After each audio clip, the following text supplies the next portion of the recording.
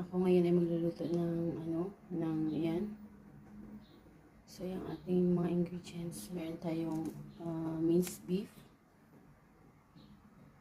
potato, cut siya into small cubes, also the carrots, and then meron tayong green bell pepper, tomato, garlic, onion, and beef cubes, yan. So, and then, yun, ginger, yan.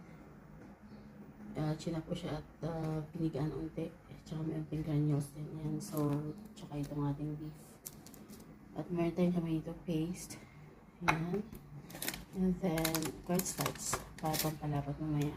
Ayan, so, yan ang ating ingredients sa ating menu for today. Yan. So, itong beef, kasi frozen siya, ay nilabas ko pa kanina. Ililipat natin siya dyan. Para mabilis siyang matanggal ang ice. Medyo natanggal niya, pero may tira-tira pa ang piso. So, ilipat natin siya sa bowl.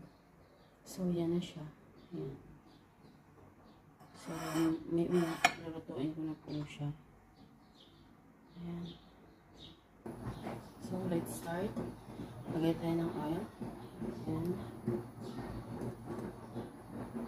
Wait natin until mainit na siya. Ayan. Ayan. So, mainit na siguro po. So, yun ang ating beef. Ilagay siya ng hot water para mawala yung unting ice. Yan. So, yan na siya. And then, kaya start na tayo. Lagyan natin ang ating sibuyas.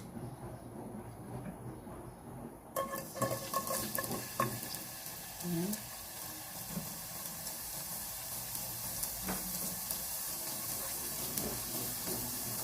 And then, isunod natin ang ating garlic.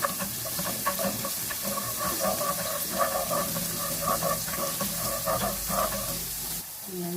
So, ayan lang ating sibuyas. Lagyan natin ang ating bawang. Ayan.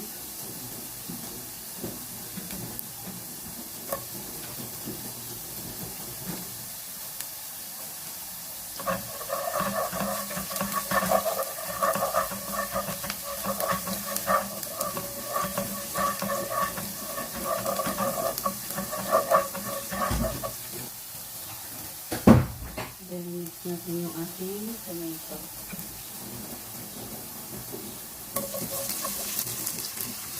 Ayan siya.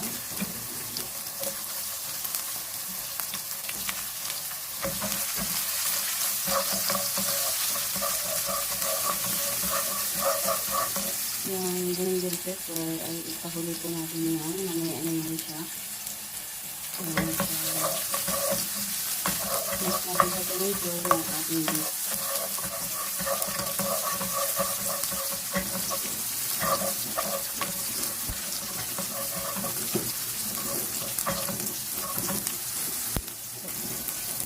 So, lagay na natin ang ating beef yan.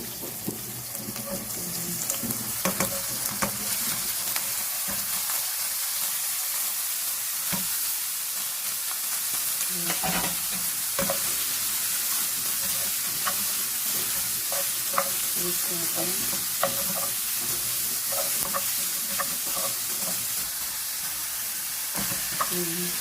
Mix natin after may unti mga minutes after 1 minute naglalagay tayo ng water.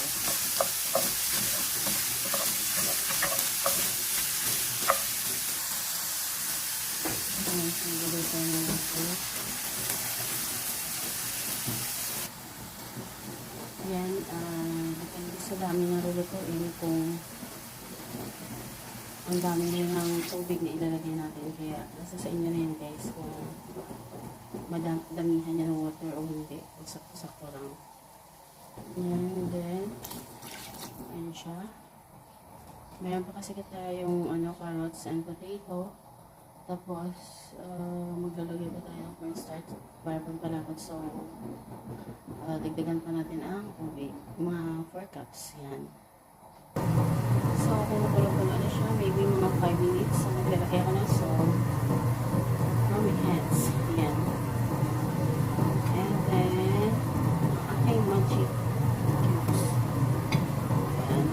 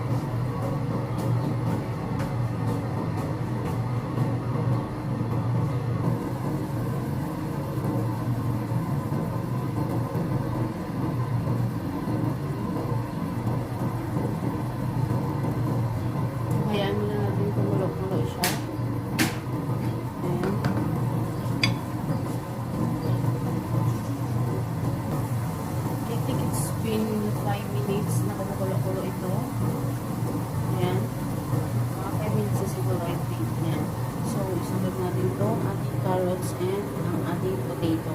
Ayan. So, ilalagay na siya natin. Ayan. Unahin natin yung carrots.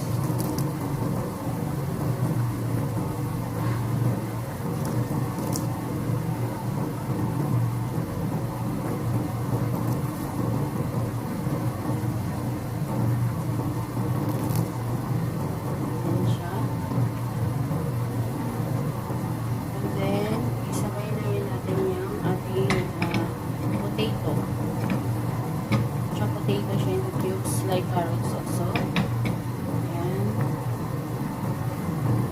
So, ayan. Para sa best lang malupit.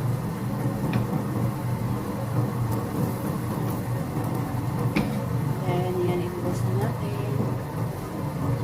Ayan.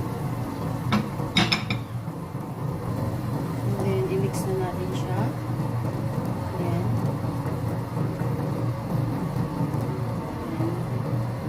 So, ngayon, nandiyan na ang ating beef. Kasi nauna ko yun siya. Ayan. So, hayaan natin kumulo-kulo until lumubot yung ating gulay. Ayan. After, isunod ko yung green bell pepper. Mamaya.